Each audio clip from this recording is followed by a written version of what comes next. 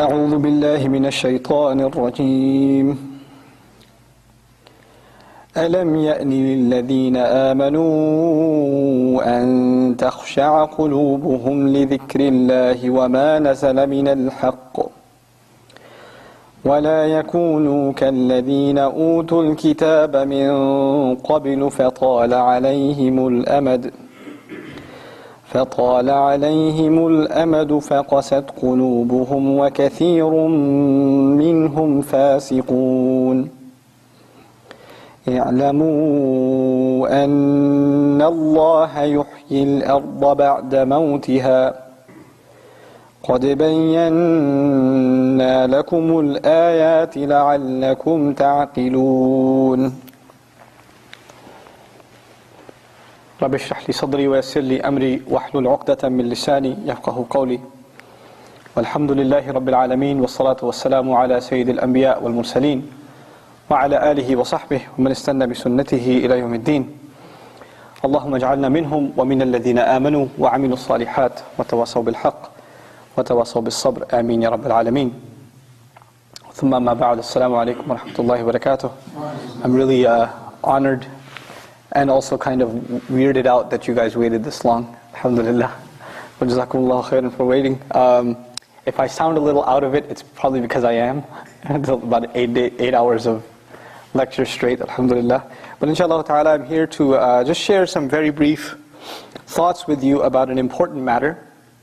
Something that doesn't come under much discussion nowadays, but it needs our attention. It certainly needs our attention, inshallah.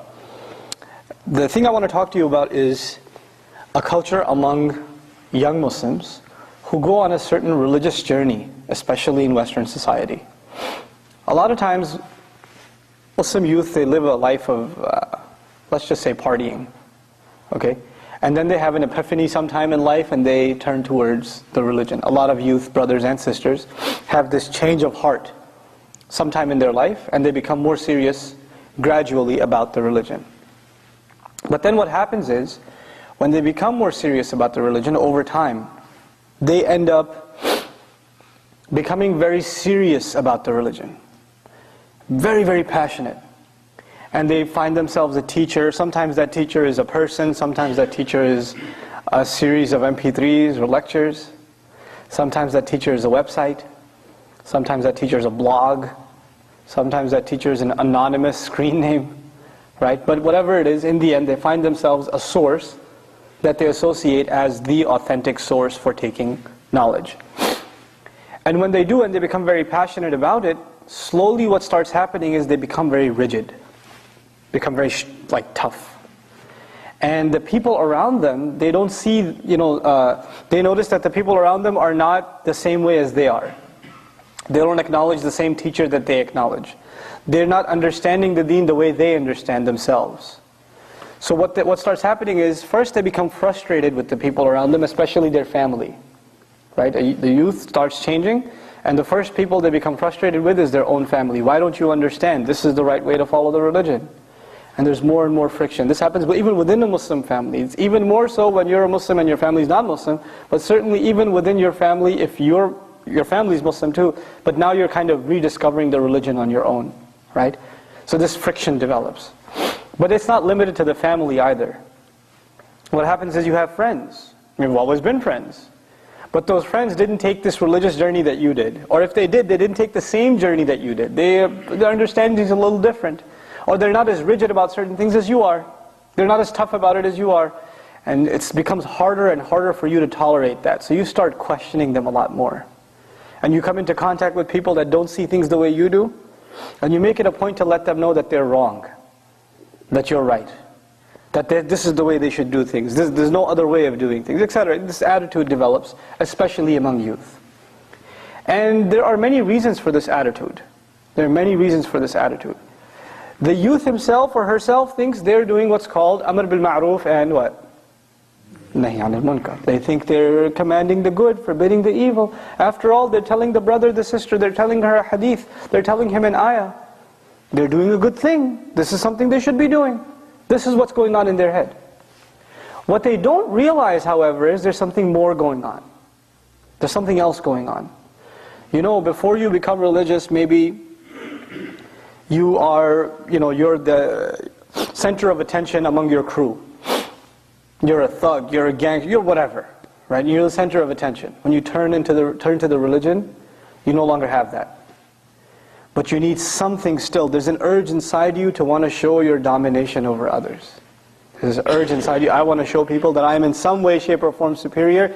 And in this devious way, sometimes without the person even realizing it, most of the time they're telling people their religious opinion in a show of expressing their superiority. They want to make sure the other person feels like they don't really know the religion. I know the religion. Let me tell you how it's supposed to be. Let me teach you the ayah. Let me teach you the hadith. Don't you know it's this way or that way or the other way? So the religion itself becomes a means by which you promote your own ego. It's ironic because the religion was revealed so we humble ourselves. The deen came so we humble ourselves. And now we're using that very deen to express our arrogance. And this is not just something that happens among the youth, by the way. This happens among elders too. Iblis, on what occasion did he refuse Allah Azza wa Jal? He refused to make sajda, right? What job was Adam alayhi salam going to get? What high salary was Adam alayhi salam going to receive? What promotion was Adam alayhi salam getting that Iblis said, no, I'm more qualified for that job? What was the job? Allah Azza wa Jalla created the human being for what purpose? Worship, right? And Adam alayhi salam, inni ja'ilun fil ardi khalifa. He was going to be placed where? On the earth. And what was his responsibility? Service to Allah. It's a religious title. In other words, I'm putting it in simple terms. Adam alayhi salam was given a religious honor. Not a worldly honor. He wasn't given a high salary, a big house, all of that. None of that stuff. He was just given a religious honor. So if you think about it, it's kind of weird. Iblis was jealous of Adam alayhi salam over a religious honor. His ego manifested because he thought he was more qualified to serve Allah's deen than Adam alayhi salam. I'm more qualified in this religious capacity. And this arrogance manifests itself when somebody says, I should be the president of the masjid. I'm the right MSA president. Why did they pick him? Why did they pick her for this task? Why didn't they pick me? This is a religious task. You're not going to get it. You don't get money when you become MSA president. You don't get you don't get a new car when you run the masjid. But yet you see across this country, people fighting tooth and nail over what? Religious titles. Who's in charge of the masjid? Whose opinion should be heard? Why? This is a disease that started where? It's pretty old. That virus started with Iblis. Right? He's also vying for religious authority. And this is a disease. It's at the heart of it, it is a disease. And one has to identify that disease if it exists inside themselves. When the attitude seeps inside you, thank God for me, because if it wasn't for me, I don't know, these people would have been so deviant. At least I'm here to set them straight. If that's your attitude, you've got a serious problem. You really have a serious problem. Because now you think the deen depends on who? On yourself. The deen doesn't need us. We need Allah's deen, but Allah's deen is in no need of us. Right? Wallahu ghaniyun hamid. Allah is free of need. He doesn't need us. We have to humble ourselves. And this ego, again, I'm talking about it in a religious context, but in another context, it even happens inside the family. If I die, who's going to take care of my family? Who's going to pay the bills? If I don't do it, who's going to do it? That thought comes in your mind, right? But our time of death is written.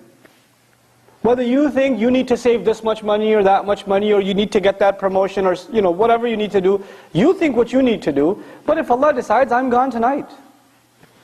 If it's written, it's written. And you know what? After I go, my kids, my wife, my husband, whoever, Allah has already taken care of them. I should never have thought I was the one taking care of them to begin with. I wasn't the one taking care of them. Allah was. He had been all along. I was deluding myself into thinking it depended on me. Nothing depends on me. Nothing depends on me. I am not the source of any good. Allah is the source of all good. When ego is the root problem, where does ego come from? Ego comes from the source point. The starting point is, when someone doesn't truly appreciate what Allah is, who Allah is. When you don't appreciate who Allah is, you replace that with an appreciation of your own self. That's where it starts. That's really what the root of the problem is. So the first point I wanted to make, really, inshallah ta'ala, is people that wear the facade of the religion. They look religious, they talk religious, they have knowledge. May Allah protect us from this. This is a very serious problem. They look more practicing than the other guy who doesn't have a beard. She looks more taqiyah than the other sister who doesn't wear a hijab. They look more religious. The outwardly is very good. But on the inside there's an ego. On the inside there's an urge to show your supremacy. You are more righteous. You are more qualified. You are in a better position than the other. And in your heart, if you look down upon another Muslim, no matter what their condition, if you look down upon another Muslim, if you do that, then you have this thing inside your heart called kibr. Kibr, arrogance. And we learn from the advice of the Prophet ﷺ that the one who has a mustard seed, which is basically you're saying an atom, okay, a molecule, nothing, that much of arrogance in their heart, what is not open to them? You know, right? Jannah is not open to them. Jannah is not open to them. So what I'm trying to say is, you have a Muslim who does bad things. The guy drinks, whatever. He does some really bad stuff. His evil actions are outwardly. But your evil action is what? Inwardly. On the outside, you look good. You look like you're doing all right. His action is punishable for sure. For sure. You don't think yours is? And if you were to compare, even though nobody's condoning his behavior, if you were to compare, which is a bigger problem that is harder to fix? Think about that. Is arrogance a bigger problem to fix? You know why it's a bigger problem? Because you can't even see it. At least his drinking problem, you could see it. There are things you could do to address it. But this problem in here, it's a hard thing to fix, because it's deep down inside, and the only one who can sense it is who? Yourself. Nobody can tell you. If it's in there, it's in there. We can't judge any of each other. We can't judge, while I'm giving this talk, you're listening, you're like, I can think of somebody who's pretty arrogant right now. That should be listening to this. Don't think of anyone else. That in and of itself, that's a sign of arrogance. Who should you be thinking of? Yourself. The counsel of the religion is not for anyone else first. Who is it for first? Yourself. We've become so desensitized that the religious or the counsel of the Qur'an, the counsel of the great words of the Messenger ﷺ, that counsel is for everybody else. Wait till I tell them what I just heard. Well, who was supposed to hear it first? Who was supposed to internalize it first? You yourself. You got to think about that. We become very selfish and self-centered and self-serving when it comes to Allah's religion. The husband hears a hadith about the rights of the wife, or the rights of the husband. What's the first thing he does? Hey, you know what I heard today? Let me tell you. The parent, what is the first ayah he tells his child? وَبِالْوَالِدَيْنِ إِحْسَانًا. Be the best to your parents. Isn't that self-serving?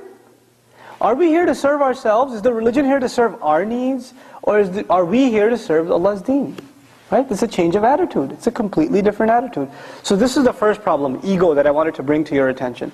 Something that only you can gauge in yourself. Nobody else can gauge that for you. But if that's there, no matter how much good is there on the outside, does it amount to anything? No, because your heart is not sound. And Allah says on the Day of Judgment, إِلَّا مَنْ أَتَى اللَّهَ بِقَلْبٍ سَلِيمٍ. With the exception of none except those who come before Allah with a sound heart. With a sound heart, right? So we have to fix this thing on the inside, this ego on the inside. I'm going to give you, before I go to the second point, I'll just give you some tips on how to tell if you have an ego problem. Just some basic tips. If somebody corrects you, right, and you get really offended, really how could you say that to me, bro? Why would you say that to me? Who do you think you are? Who does that guy think he is? He's correcting me like that. If that's your first reaction, then you have an ego problem. Even if that guy is being, I don't want to use bad language, okay? He's not right. He shouldn't have said what he said to you. Your first reaction should not be, who is he to talk to me? You know what your first reaction should be? Maybe through this really inappropriate comment, Allah is telling me something that I should take heed of. Maybe there's some truth in it. Okay, it's not 100% true. Is it a little bit true? Is it 1% true? Is it a 0.5% true? Whatever of it is true, I should take it on myself. I should save myself. Instead of worrying about who is he to talk to me that way. Don't develop that attitude in yourself. Take the good from even bad advice. Even a nasty comment. Take the good from it, leave the rest. It's okay. If you feel the need to interject in every conversation, if you feel the need to have your opinion heard, no matter what, if you get really offended that your opinion was not taken in the end, you gave your opinion, somebody else gave another opinion, but your opinion was not the final one taken, somebody else's was, and you walk away offended, you've got an ego problem. Especially in matters of religion. The MSA, the masjid, some people get together, they take some shura. What should we do? And you give your opinion, somebody else gives their opinion. And in the end, what the shura is for the sake of Allah or no? Right? Isn't it? When you're doing work for the masjid, the MSA, whatever, it's for the sake of Allah. So you gave your opinion for whose sake? For Allah's sake. You didn't give it for your own sake. You didn't give it to serve yourself. Let's see if my opinion comes out on top. That's not why you gave it. If you did, you've got a serious problem. So you gave it for Allah's sake. Now if you gave it for Allah's sake, has it already been counted in your favor? If you did that for Allah's sake, a sincere opinion, sincere counsel for the sake of Allah, did it already count in your favor? Yes, you got credit for it already. Whether the people take it or not, you already earned your credit. So the fact that it's taken or not taken is no longer meaningful to you. Because you already got what you wanted. You understand? But if your intention wasn't for the sake of Allah, guess what? You're going to get offended. You're going to say, hey, no, I gave my opinion, so it would be the supreme opinion. And that didn't come out, so I'm offended. Yeah, this is an easy way to check. Nobody can check that for you. If you felt bad, you can check yourself. You have to check yourself. These are exercises that are difficult to engage in. They're difficult to engage in, but we have to engage in them. So the first real problem is hidden ego. The outward is religious, and the inward is basically egotistical. This urge to show supremacy over others. The second problem, that's again, outward is religious. The outward is good. The outward is knowledgeable. The outward has good speech. The outward has good clothing. Right? Everything looks like this guy, man, such a good brother. Right? The outward is great. You know what happens on the inside? The first thing was the heart became egotistical. The second problem is the heart becomes hard. You're no longer moved by Allah's words. You're no longer moved when you hear Qur'an. It's been a long time since you cried in salah. It's been a long time since your heart felt something. You hear it all the time, and the thing that crosses your mind is, I already know this. That's what crosses your mind. I don't need to do that. I already heard this stuff. I already know what he's going to say. The only thing that's going on in your mind when salah is going on is that qalqala could have been a little better. That mud was not long enough. Right? That ghunnah, I don't know about that one. That's all that's going on in your salah. You know what that is an indication of? It's good tajweed, but a tough heart. Right? You've got good tajweed, but your heart has become, the words of Allah are not enough to shake you. They don't move you like that. You just pass by them. And then the knowledge keeps increasing, and in your public life, you look very devoted to the religion, but when you're in your private, when nobody else sees you, this really evil person comes out. This person who has a certain behavior, who does certain things, that you would never imagine this person would be doing those things. When you look at their appearance, when you look at their public face, you would never think this person is that way in their private life, but in their private life they almost turn into someone else. When they're by themselves, they turn into someone else. Someone you wouldn't even recognize. So there's this monster inside, who's got serious issues, but on the outside it's a great person. Nobody can fix that for you because nobody even knows that exists. It's only all inside you. So the first problem is ego, the second problem is a heart that becomes hard. These are both spiritual problems, by the way. Problems of the heart, aren't they? Right? And the only one who can gauge this is who? Yourself. And now, there are some, inshallah, towards the end, inshallah ta'ala, some tips on how to fix this stuff, right? That'll be towards the end. But I want to just wrap this second point up really quick, inshallah ta'ala, of the heart becoming hard. Allah Azza wa Jalla says, the ayah I recited in the beginning, Surah Al-Hadid, Allah is talking to the people of the book. And then He talks to us. He says, أَلَمْ يَأْنِ لِلَّذِينَ آمَنُوا Isn't it time for people who claim to believe yet, أَن تَخْشَعَ قُلُوبُهُمْ لِذِكْرِ اللَّهِ, that their hearts should be filled with awe, their hearts should be overpowered, they should become numb. You know when your muscles become loose and weak? That's khushu' actually. When your muscles feel weakness in them. You feel like an overwhelming sense, an overpowering feeling. Right? Allah says their hearts should feel overpowered and weakened. Right? By the fear of Allah, by the remembrance of Allah. Isn't it time yet for believers that their hearts should feel like that because of remembering Allah? وَمَا نَزَلَ مِنَ الْحَقِّ. And isn't it time that their hearts should feel like that because of what came down from the truth? What is that? What came down from the truth? Quran. It's referring to the Quran. Then Allah gives a warning in the same ayah. He says, وَلَا يَكُونُوا كَالَّذِينَ أُوتُوا الْكِتَابَ مِنْ قَبْلِ. They better not become like those who were given the book before them, much before them. فَطَّالَ عَلَيْهِمُ الْأَمَدِ. A long period passed over them. Meaning they were holding on to the book for a long time. But as they were holding on to the book, you know when you first turned to the religion, you were very excited about it? That excitement went away. All that remained was the outer shell. So what happened to those people? فَقَسَتْ قُلُوبُهُمْ. Their hearts became hard. After a long period of time, the religion just became a routine. Something they just do. Something that's just there. It's just they're just doing it because they're used to doing it. But it's not something that moves their heart anymore. Their hearts have become hard. And once your heart becomes hard, it's easy for you to become corrupt. Therefore the next part of the ayah, وَكَثِيرٌ مِّنْهُمْ فَاسِقُونَ. Much of them are corrupt. A good number of them are actually corrupt. The ayah ended with the people of the book, but where did it start? أَلَمْ يَأْنِ لِلَّذِينَ آمَنُوا. The discussion is really about those who actually claim to believe and how their hearts become hard. And if that's what you sense inside yourself, if that's what you sense, and you know, no one can gauge that for you. Once again, I iterate that again. No one can gauge that for you. The only one who can gauge that for you is yourself. No one else. How humble you are before Allah, how humble you are before others. You can't gauge that, except by it for yourself. Allah Azza wa Jal, if you find yourself in a hopeless state, where you feel like your heart has in fact become hard, and you have developed this sort of a problem, where sometimes the religious personality, or the appearance of the religious personality, is very intimidating. It's hard to talk to them, you're scared to be around them, because you know they're going to talk down to you about something. Right? You're afraid of them. A lot of times sisters that wear hijab, sisters that don't wear hijab, they cross the street and go the other way. Go, oh, there she comes again, hijab police. Right? She's going to tell me something, she's going to say something, make me feel bad. Right? Now on the one hand that's paranoia, but on the other hand sometimes it is true. There are people that are very condescending to others. They're arrogant towards others. Tell me this, weren't you a party animal not too long ago? And when people try to tell you about it, how did you behave towards them? Did you forget where you came from? How far Allah brought you? Right? People forget that. People forget where they used to be and where Allah brought them. And then years later they see someone who's a party animal and say, Astaghfirullah, how could you be like that?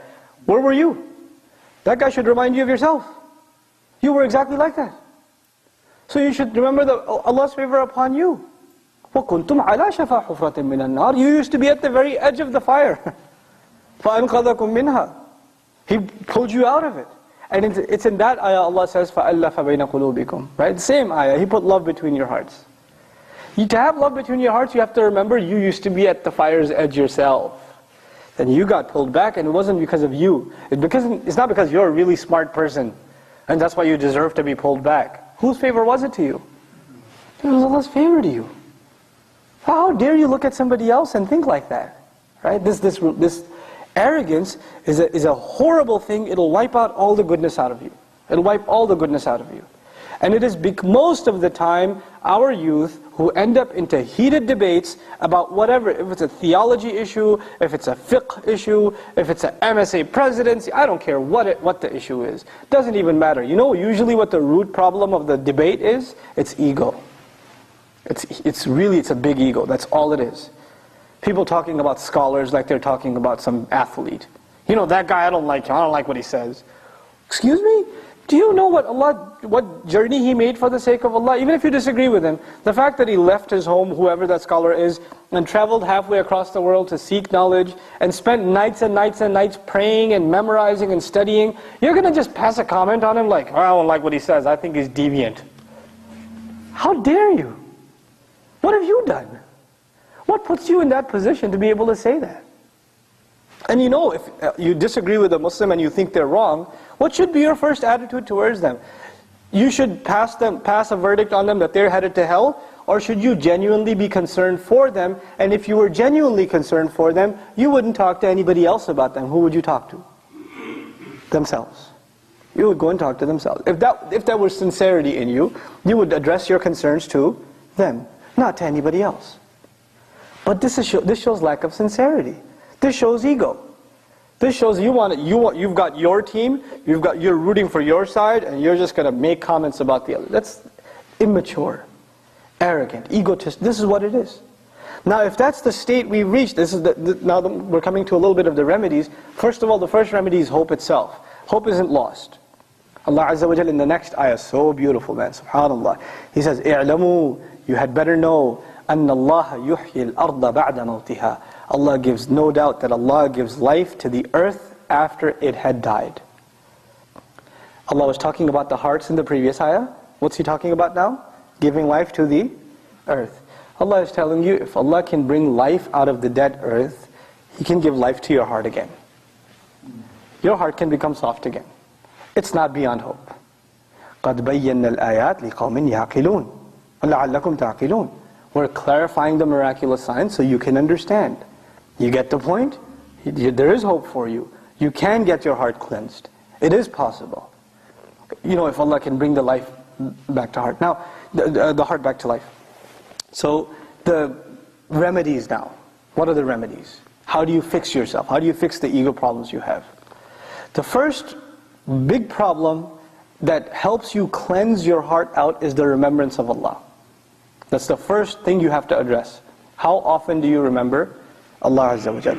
And remembering Allah is not just saying cliche things like, you know, just the adhkar you memorize, subhanallah, alhamdulillah, la ilaha illallah, Allahu Akbar, and you do some dhikr. These are incredible adhkar. They're from the sunnah of the Prophet ﷺ. But if they're thoughtless, if you didn't put any thought in them, if you didn't reflect upon them, then it's not dhikr. That's just good review. That's all that is. You know what alhamdulillah means? All credit goes to Allah. All praise is for Allah. Allah should be thanked and He should be praised for everything. So you're having a tough day, what do you say? Alhamdulillah. Not only do I thank Allah, I also praise Him. Whatever's happening must be good, and so good that I thank Him for it. And not just that I thank Him for Him, I also praise Him for it.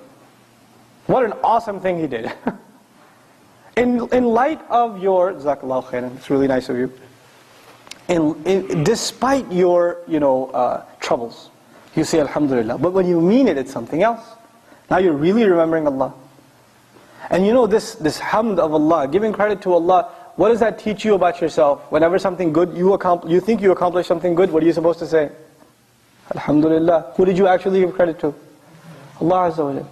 But you do that from your heart. You don't just say, somebody comes to you and says, brother, great khutbah. You say, Alhamdulillah, yes I know. Then that Alhamdulillah is not really Alhamdulillah. That's more about yourself than anybody else. Right? You have to learn to be uncomfortable with praise. You should be uncomfortable with praise. You should be quick to give credit immediately to Allah. And at the same time to put yourself down. You don't know, brother, you don't know. I don't think you should say that. You don't know what I'm really like. Allah knows. Just make dua for me, that's it. I don't need your praise, I need your dua. I don't need you to thank me. Sister, I don't need you to tell me, the other sister says, you're such a good sister. No, I don't need to hear that from you. That doesn't help me. That actually hurts me. Because when somebody tells me how good I am, what does that boost? My ego. Right? And that's the biggest problem you can ever have. So nobody's doing anyone a favor by praising them. And one last thing to add to this about humility. When somebody comes and talks real nasty to you, right? And they're condescending to you, It's a good way to put your ego down. So they may have even done you a favor. That may have been, they think they've won over you, but maybe that's a message from Allah, maybe that's a gift from Allah to give you the gift of humility. Maybe that's what it is. That's what Ibn Taymiyyah rahimahullah used to say. When someone offends me, I think it's a gift from Allah that He's teaching me humility. SubhanAllah. It's a different attitude. Then learn to serve people for the sake of Allah. Give to the, a lot of times people get burnt out. And this is the last thing I want to say about religious folks, right? Especially youth. They do so much activity. They join an organization, they join a group, they join a masjid, they join whatever program, and they're fired up and they're burning themselves out, running after this program, left and right and left and right. And eventually, you know what happens? They get burnt out. They get completely burnt out. And when they burn out, they're never able to recover from that again. Keep a balance. Take it easy.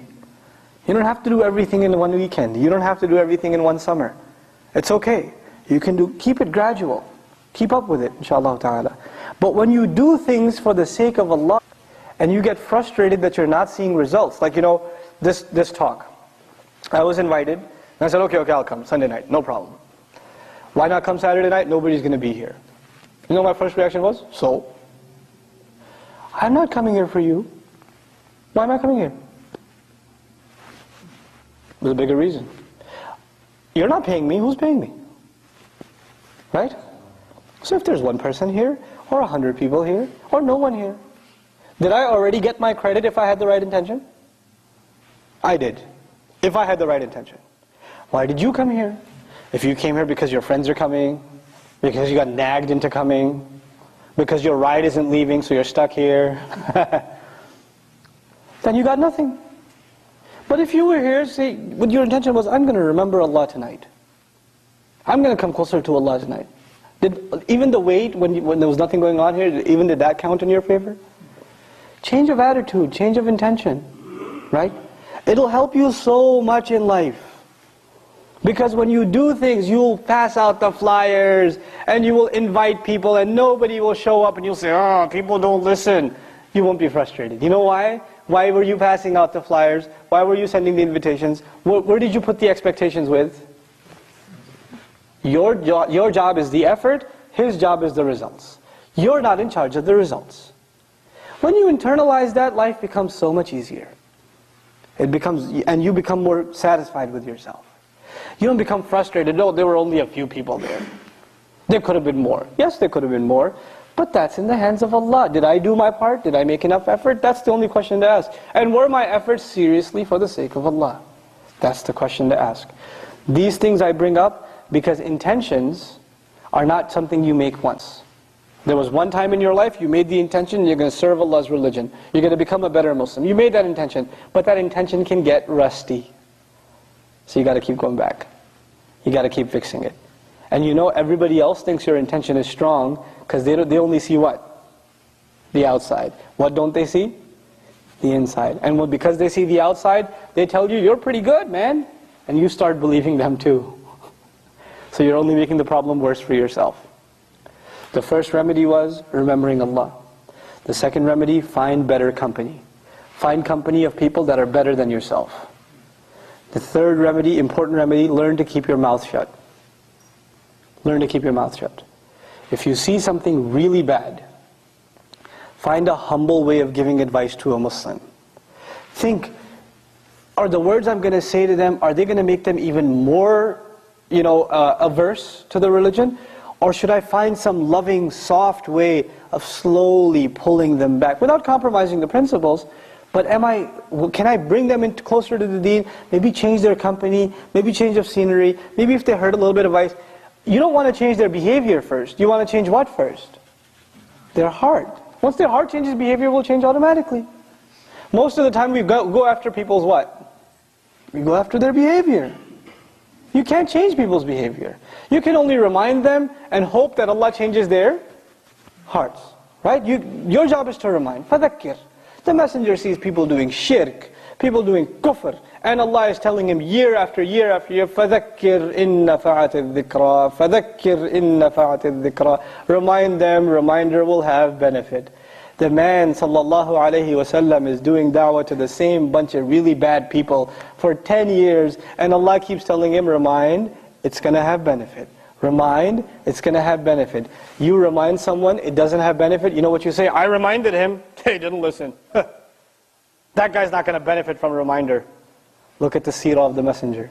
How often does he remind sallallahu alayhi wasallam? And Allah keeps telling him, you may not see the benefit. You may not see the benefit, but is there still benefit? There is. And who's the first person who benefits from sincere reminder? The one who gives the reminder. Who is it benefiting first? You yourself. Because you are accepting that the words are coming from you, but the effect will come from where? From Allah Azza wa Jal. And if your words didn't have any effect, then maybe there was something wrong with who? Your first reaction shouldn't be there's something wrong with him. He didn't listen to me. That's not your first reaction. You know the Messenger ﷺ, and this is the last comment I'll make, when he gave when he gave da'wah to the people and they didn't accept, one of the thoughts that crept into the Messenger's mind was, maybe I'm not doing my job right. Maybe I could have said it better. And Allah Azza wa Jal reminds him, no, you're doing your job right. You're doing what you're supposed to do. You just keep warning, you just keep reminding. Don't worry about the results, just keep doing what you're supposed to do. Do what you're supposed to do. You know, along these lines, the last ayat that came to mind, I should share it with you because it's important in this issue, inshallah ta'ala.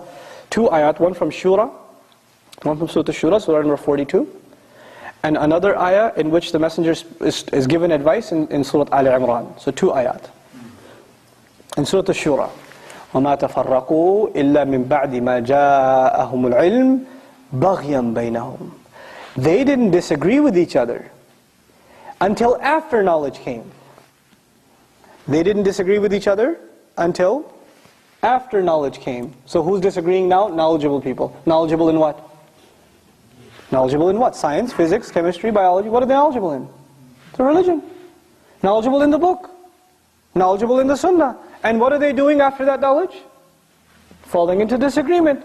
Why? Allah gives the reason too. بَغْيًا بَيْنَهُمْ. Out of an urge to dominate over each other. They had this urge, they want to feel superior, and what's their weapon by which they feel superior? Knowledge of the religion. They turn that into a means by which they can inflate their ego. SubhanAllah. What a horrible crime. And it's that ayah where Allah Azza wa Jal, by the end, He says, وَلَوْلَا كَلِمَةٌ سَبَقَتْ مِنْ رَبِّكَ إِلَىٰ أَجَلٍ مُسَمَّى لَقُضِيَ بَيْنَهُمْ.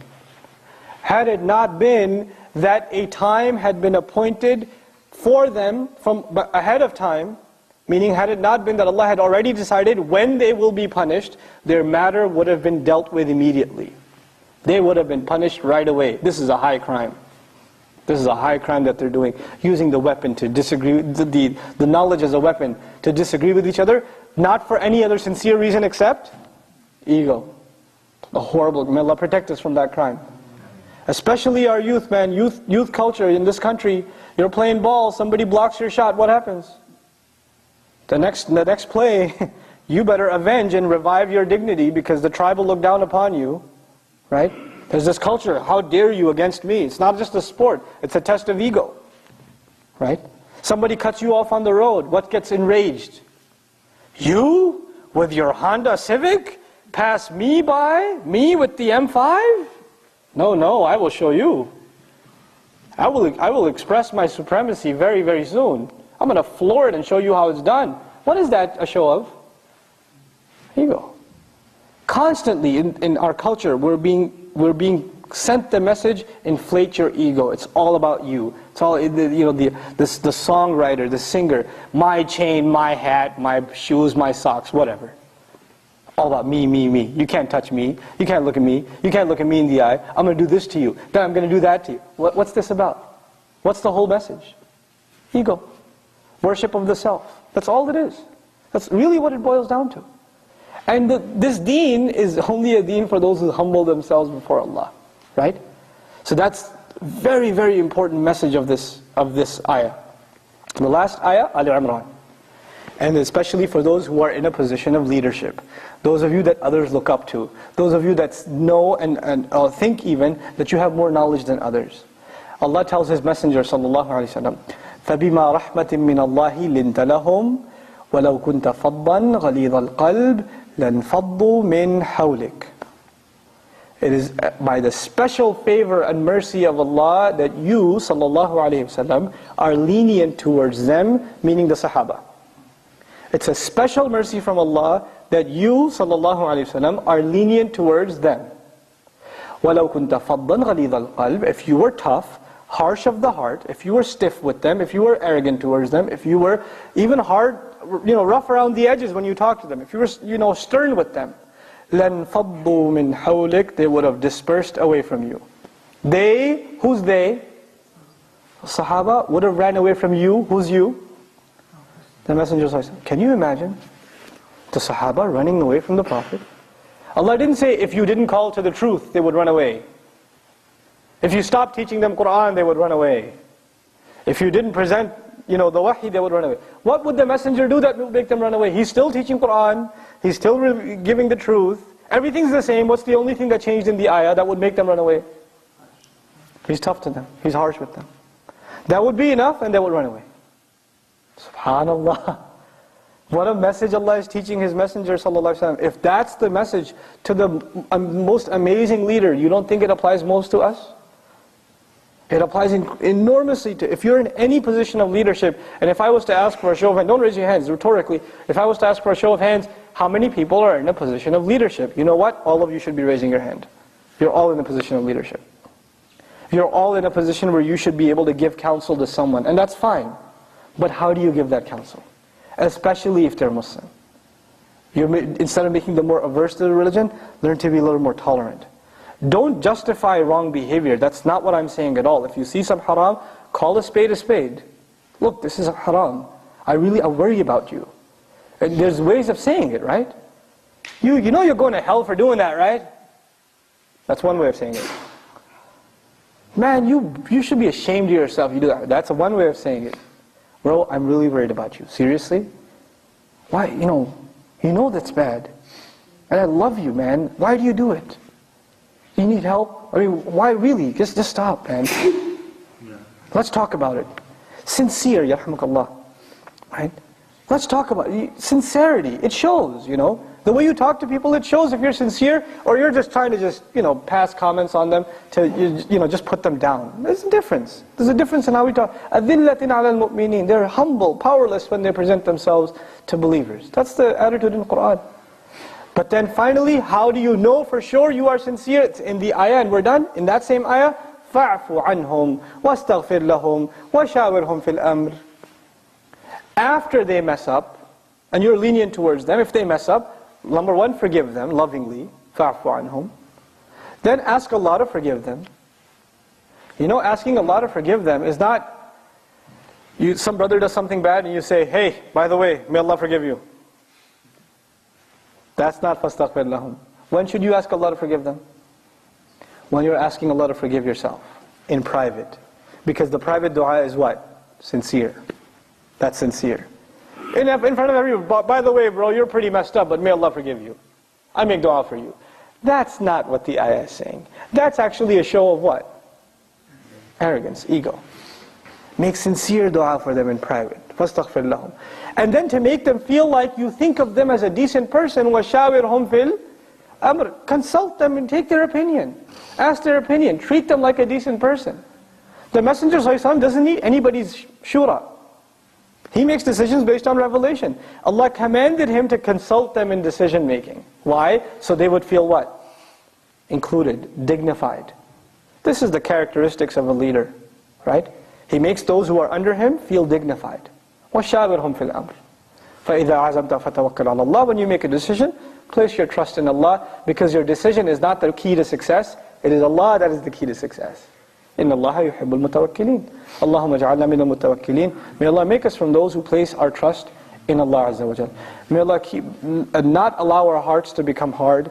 May Allah Azza wa Jal make us a people sincerely of dhikr to Allah. May Allah grant us the gift of better company than ourselves that keeps our ego in check. May Allah give us the ability to give advice to those around us. The people of La ilaha illallah, the people who share this wonderful kalima with us, are more beloved to us and closer to us than even the bond of blood. La ilaha illallah brings us closer than the bond of blood. And may Allah Azza wa Jal make us share that love and affection and unity with the other Muslim and show them that sincerity from the bottom of our heart. May Allah Azza wa Jal penetrate good advice into the hearts of those who need it. May Allah Azza wa Jal make us capable of taking advice and taking the best of it and not allowing the advice to become a means by which our egos are inflated. May Allah Azza wa Jal keep us humble before Him. Forgive our shortcomings that have occurred in the past. May Allah subhanahu wa ta'ala from here on out make us of those whose hearts are perpetually being cleansed. And finally, I ask Allah Azza wa Jal to accept all of our gatherings, including this one, and to accept all of the good deeds and the acts of worship we do for Him, with all of their shortcomings and all of the flaws, even in our salah and our wudu and our dua, all of the shortcomings aside. May Allah accept whatever patchwork we do. May Allah just overlook all the shortcomings and accept from all of us. رَبَّنَا تَقَبَّلْ مِنَّا إِنَّكَ أَنْتَ السَّمِيعُ الْعَلِيمُ وَتُبْ عَلَيْنَا يَا مَوْلَانَا إِنَّكَ أَنْتَ التَّوَّابُ الرَّحِيمُ وصلى الله تعالى على خير خلقه محمد وعلى آله وصحبه أجمعين والسلام عليكم ورحمة الله وبركاته. جزاكم الله خيرا for listening.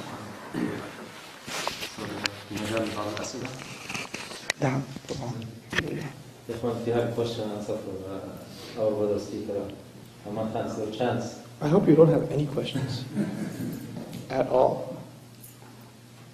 Good. None on the sister side, right? And give him the microphone. Okay.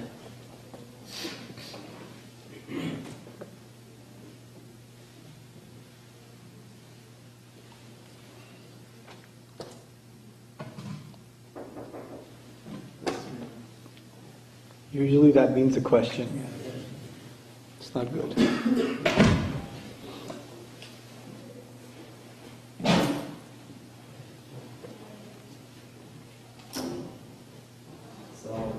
Yeah, I have a question. Sure. Yeah. Actually, just when you said we have to do what to do, but we are not responsible for the result, because as a result go to the God and it's responsible. I'm just wondering, do we have to choose the right thing or the right way, basically, to make the best way to get the result, but if you don't get it, that's okay. Right. That's exactly right. People that are confused, they think it's okay, I do that, he's not choosing the right. No, you have to choose the best course. You choose the best course, you apply yourself to your best, and then place your trust in Allah. Right? This is what we learn from the legacy of the prophets. They apply themselves to the nth degree, and then rely on Allah. There are two extremes. One extreme is, I'm going to make all the efforts and all the results are in my hands. The other extreme is, I'm going to make no efforts, and the results in Allah's hands. These are two extremes. They're both diseased attitudes. What's the right attitude? I'm going to make whatever effort I can, to the best of my ability, while knowing the results are in Allah's hands. That's the balanced attitude. Okay? No questions, right, sisters? This is great. There is a question? Really? Again, this is the microphone. Okay. It's awesome. They were Going once? Just one second. therefore related to the question. Oh no. That's usually bad.